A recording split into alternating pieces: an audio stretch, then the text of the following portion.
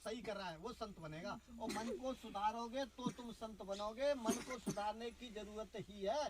जगत नहीं बिगड़ा है, कहीं सोच रहे हो। लोग कहते हैं हमारा घर बहुत खराब है, तो हमारे घर के भैया खराब है, हमारे पिताजी खराब, हमारी खराब हूँ। कोई खराब नहीं, तुम्हारा मन खराब। तुम मन सुधार लो, तुम्हारे पिताजी बढ़िया हो जाएंगे, दशरथ हो जाएंगे तुम्हारे पिताजी, माँ तुम्हारी कौशल्या हो जाएगी, भाई तुम्हारा भरत हो जाएगा, और भी एक आध भाई होगा ना, तो फिर भैया लक्ष्मण जैसा तुम्हारी सेवा कर रहा होगा। लेकिन कब? जब मन पे तुम्हारा अधिकार होगा तब। रखो मन पे अधिकार। कहते हैं ऐसा साक्षी तुम्हारी आत्मा दे तो मानो कि तुम संत हो। मन को सुधारने के लिए अनेक उपाय हैं, शास्त्रों ने बताए। मन को मृत्यु का भय दिखाओ। क्या कहा है? और तुम्हें भय लगता है कभी? कोई नहीं डरता मृत्यु से। अरे मरी तो जाएंगे और क्या हो जाएगा महाराज। तो भैया और तुझे अब इसी का डरना है। कहते ना मारने को तुम जिसे चलो, और वो कहते कि तुम मारी तो देगा, तो क्या तुम फिर आगे तुम्हारे मन में कुछ और जुगाड़ आएगा? क्योंकि वही काम करने के वो तैयार है, तो तुम ढीले पड़ जाओगे। कोई भी कितना भी नाराज हो, तुम जाके पैर छू लो, तुम्हें मार देगा क्या वो? 100 गाली दे सकता है, 100 बात कह सकता है, लेकिन उस वक्त तो जिस उद्देश्य से आया वो नहीं करेगा। इसको कहते हैं मन पे अधिकार। मन को केवल सुधारना है, आपकी मृत्यु भी आपके पास आके वापस हो जाएगी। अब बताइए आप। और मृत्यु का भय मन को दिखा दो तो फिर मन होश में आ जाएगा। मैंने मर जाएगा अगर अंदर। राजा परीक्षित को केवल मृत्यु का भय था, इसीलिए सब छोड़ के गए थे। मैंने चल भैया अब ना बचेंगे।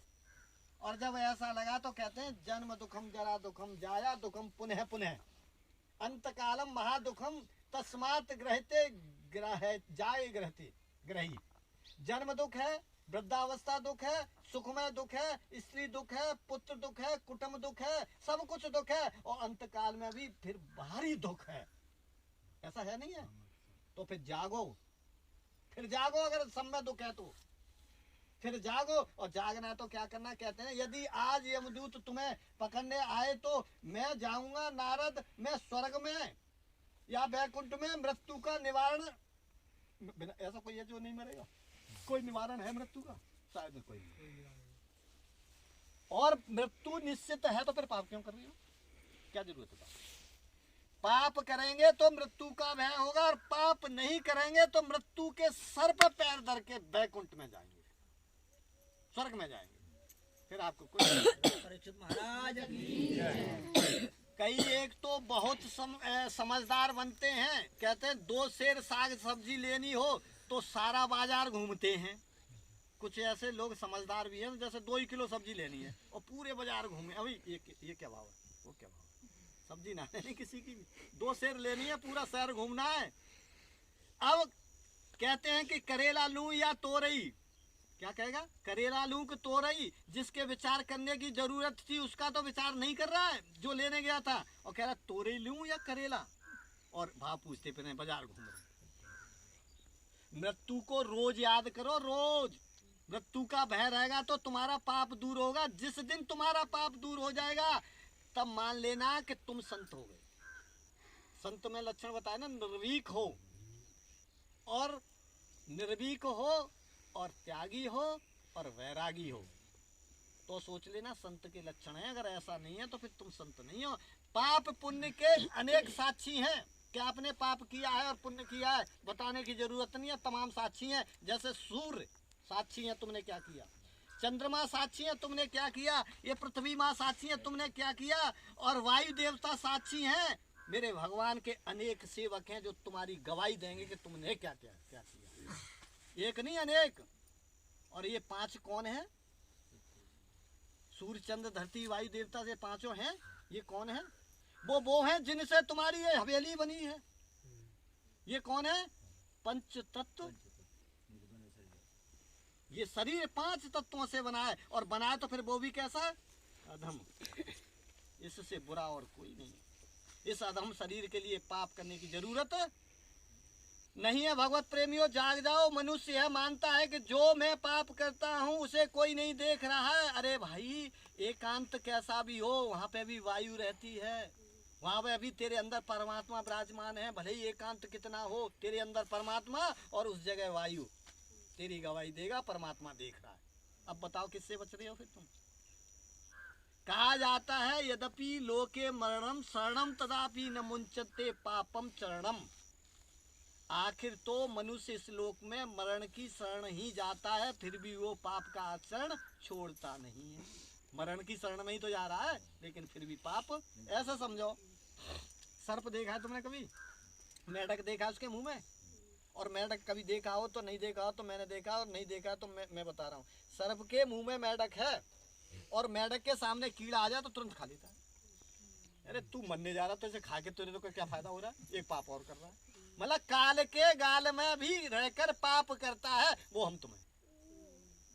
हम मरने जा रहे हैं फिर भी पाप करते जा रहे हैं मेढक की तरह। सर्प के मुंह में है, अटैक कर रहा है और कह रहा है बचाओ बचाओ, और जैसे कीड़ा निकला उसकी जीभ बहुत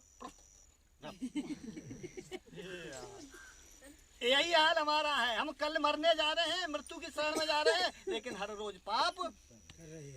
अगाध गुरु शंकराचार्य जी स्वामी जी कहते हैं मनुष्य यह जानता है कि एक दिन मरना है, यह सब छोड़कर एक दिन जाना है, ऐसा होने पर भी यह पाप क्यों करता है? मुझे इसका आश्चर्य होता है। इसलिए अपने जीव को संभालो, अपने जन्म को संभालो। परीक्षित का अधिकार सिद्ध होने पर सुखदेव जी वहाँ पधार गए और कहने लगे, सुखदेव जी, जीव का आमंत्रण नहीं देना पड़ता है, वो आपको सुधारने के लिए कोई मिले आमंत्रण नहीं दे रहा है, वो स्वयं सुखदेव जी की तरह चल के आ जाते हैं। सुखदेव जी ने ऐसे नहीं कि किसी के निमंत्रण पर वो उधर आए हैं, कोई निमंत्रण गया पता ही नहीं था वो कहाँ, किसी का निमंत्रण नहीं गया। कहा जाता है कोई अपना अगर जन्म सुधारना चाहता है तो तुम्हारे जन्म को सुधारने वाला दुनिया के किसी कोने में हो, वो तुम्हारे पास आ जाएगा, बशर्ते तुम चाहते हो।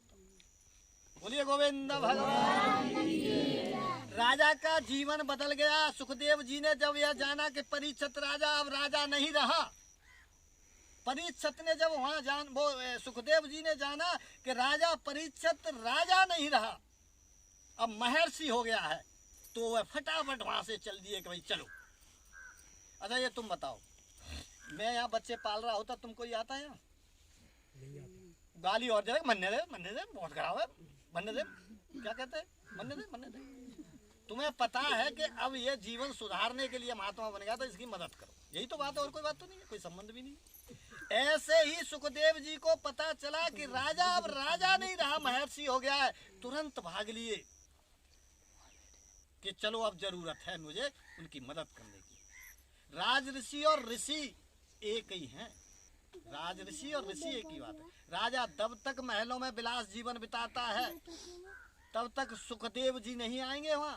जब तक राजा राज्य में विलास करता है तब तक सुखदेव नहीं आ जाएंगे। परंतु तक्षक के भय से संसार छूटा, तक्षक के भय से संसार छूटा, राज्य छूटा, तुरंत ही सुखदेव जी आ गए।